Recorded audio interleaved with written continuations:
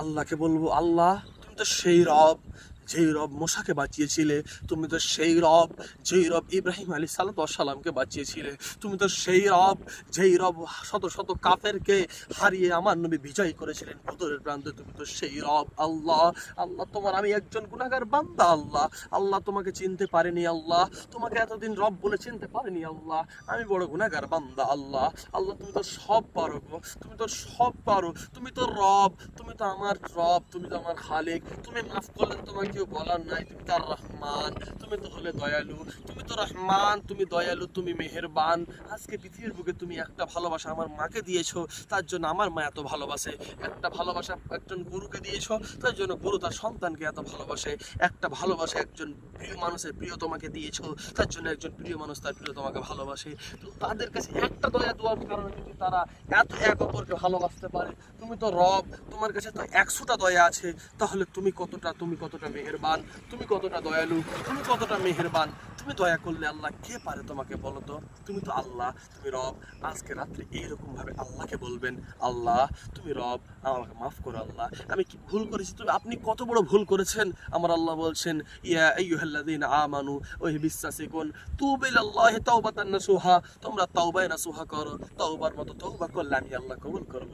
আল্লাহকে বলতে হবে, আল্লাহ রাত্রে ঘুমাতে যাবেন, রাত্রে ঘুমাতে গিয়ে তখন বিছানাটা পেড়ে বলবেন, বিছানাটা উঁচু করে 2 রাকাত নামাজ পড়ে আল্লাহর কাছে হাত তুলবেন। কাউরি কাছে তুলতে হবে না, কাউরি কাছে নয়, আল্লাহর কাছে। কার কাছে জানেন? আল্লাহ। আল্লাহটাকে রব, আলহামদুলিল্লাহি রাব্বিল আলামিন, সমস্ত প্রশংসা তার, তিনি হলেন রব। রবকে, রবটাকে আপনাকে বুঝাই, যার যাহা প্রয়োজন না বলাতে যিনি দেন তিনি হলেন রব। আপনার কেমন কথা হলো? আজকে আপনাকে আল্লাহ দেখেন নাক এখানে দিয়েছে, চোখটা এখানে, মুখটা এখানে। আমার আল্লাহ যদি নাকটাকে এখানে দিতেন, চোখটাকে এখানে, মুখটাকে নিচে দিতেন, তাহলে প্রথমে আপনাকে দেখতে হতো ভাত আছে না রুটি, তারপরে নাকে সেন্ট নিতে হতো যে পচা আছে না সোনা, তারপরে আপনি মুখে দিতে পারতেন। কিন্তু আমার রব এত সুন্দর সিস্টেম করেছে, আপনি যখন খেতে যাবেন আপনি মুখে দিবেন, নাকে গন্ধ পেয়ে যাবেন, চোখে দেখে নেবে, বলেন আলহামদুলিল্লাহ তিনি রব। রবকে বলে, তুমি তো রব, তুমি এত সিস্টেম দিয়ে আমাদেরকে তৈরি করেছো, তোমার তারিফ করে শেষ করতে পারবো না। তুমি তো রব, তুমি আমাকে মাফ করো, আমার বাবাকে মাফ করো, আমার মাকে মাফ করো। আল্লাহকে এইরকম করে বলতে হবে।